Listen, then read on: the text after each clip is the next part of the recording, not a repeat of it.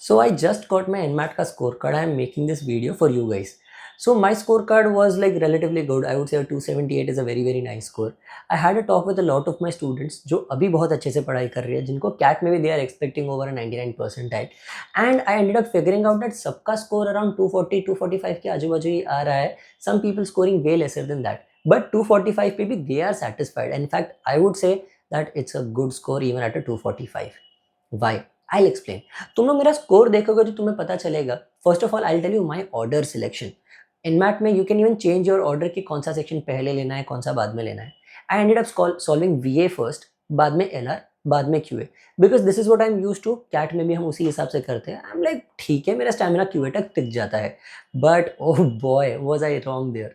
So I started off with the VA section. तुम्हें score के हिसाब से तो पता चलेगा दैट मेरी स्टोरी का विराट कोहली इस बार तो मेरा VA सेक्शन ही है, because I ended up scoring 104 there.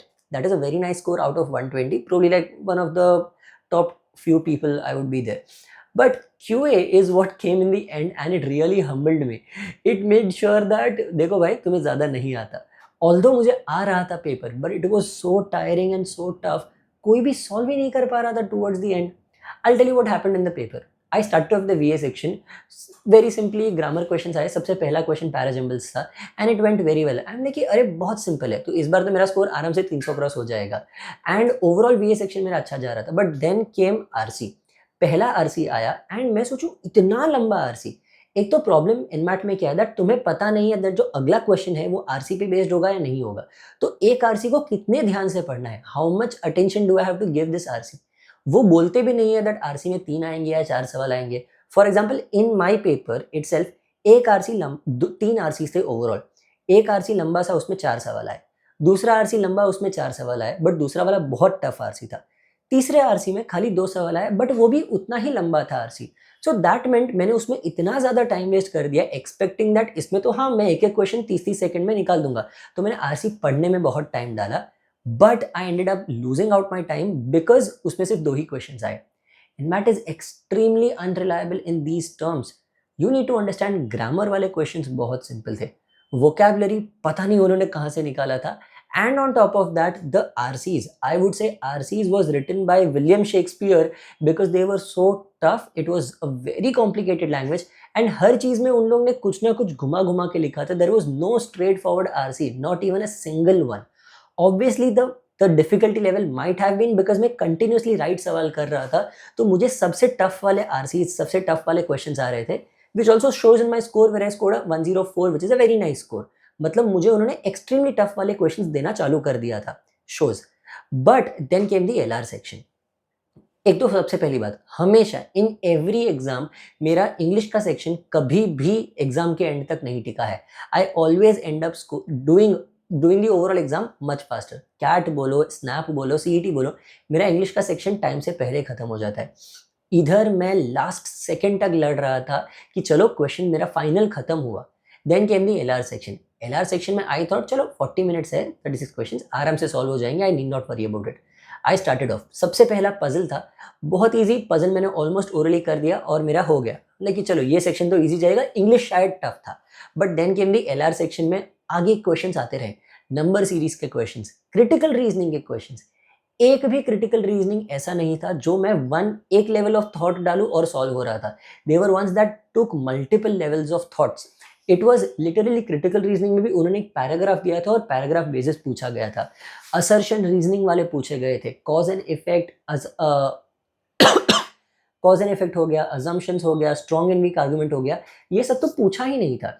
All critical reasoning were something that they had gotten inspired from a GRE exam and accordingly उन्होंने बनाया था. These were tough. This took a lot of time and made sure that you are wasting time in double guessing each and every question that you have already marked. Direction के questions, family tree के questions बहुत ही simple थे. Syllogisms पूछे गए थे. उन्होंने Venn diagram में से काफ़ी सारी चीज़ें पूछी थी LR section में. So I had at least 6 questions on Venn diagram. There was only 1 LR का सेट जिसमें 4 क्वेश्चन पूछे थे. बाकी मुझे 2 LR पजल्स आए जो सिंपल एक क्वेश्चन पूछा गया था, मैक्स 2 क्वेश्चन पूछे थे, उसके ऊपर था ही नहीं. So overall LR section was the one which tired me out, जिसकी वजह से मेरा QA बिगड़ा. This is something that I can guarantee. and then reaching the QA section. I was expecting QA to be arithmetic heavy, and boy was I wrong.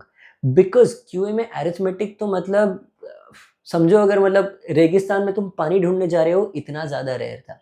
They had literally not asked arithmetic का ज़्यादा, and जो पूछा था वो सब इतना ज़्यादा calculative था दैट हर एक क्वेश्चन में 3-4 लेवल्स ऑफ कैलकुलेशन हो रहे थे. I literally remember one question in which they had said if 231x was the selling price, 269x was the marked price. The marked price was 70% higher than the cost price, and the difference between the selling price and the marked price was because of a discount of 70 rupees. Then what would have been the profit when sold at 231? Sorry, what would have been the profit if the discount was reduced by 20%, 20 या 15% से reduce किया. That meant मुझे selling price, cost, selling price, mark price, इनके difference से दोनों values निकालनी थी. Mark price से कॉस्ट प्राइस निकालना था. कॉस्ट प्राइस से पहले मुझे सेलिंग प्राइस अब पता है, मुझे पहले डिस्काउंट निकालना था based on selling price and mark price. वो डिस्काउंट जितना भी परसेंट था वो रिड्यूस करके मुझे उसको 20% से रिड्यूस करना था, तो मुझे नया डिस्काउंट मिलता, मुझे नया सेलिंग प्राइस मिलता, एंड वो नए सेलिंग प्राइस को पुराने कॉस्ट प्राइस से कंपेयर करके मुझे प्रॉफिट निकालना था. This was the question and I was like, कोई स्टूडेंट कैसे सॉल्व करेगा इसको? This is so complicated and so many levels, और ये सब किसके लिए? 3 मार्क के लिए, एक क्वेश्चन के लिए. I was like, this is absolutely absurd. There were questions in algebra which were literally x⁴ तक का पूछा गया था. रिमाइंडर थियरम उन्होंने पूछा था, बट वो भी बहुत टफ था बिकॉज उसमें दोनों नंबर्स प्राइम नहीं थे.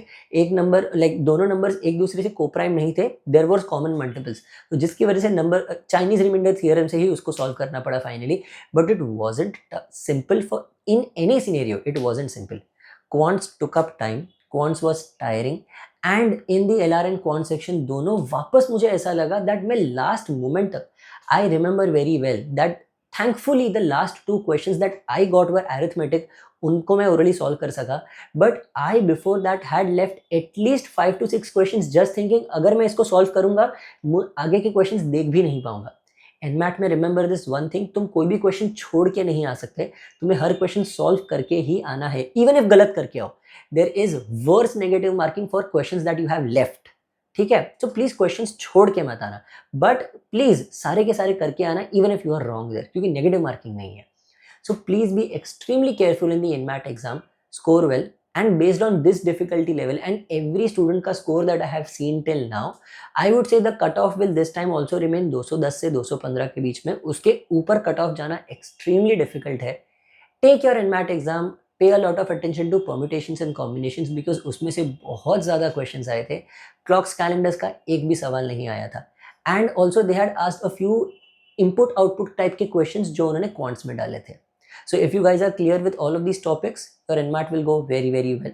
Don't stress out a lot. All you have to do is just end up scoring a 220. This is a very very safe score and you will definitely get a call at least for an interview on GDPI from NMIMS Mumbai. I hope this analysis was helpful, and if you guys want anything more, put it down in the comments. And if you are preparing for the upcoming exams, that is CET and CMAT, हमारे courses की सारी details तुम्हें मिल जाएंगी हमारी website पे. चलो, bye guys.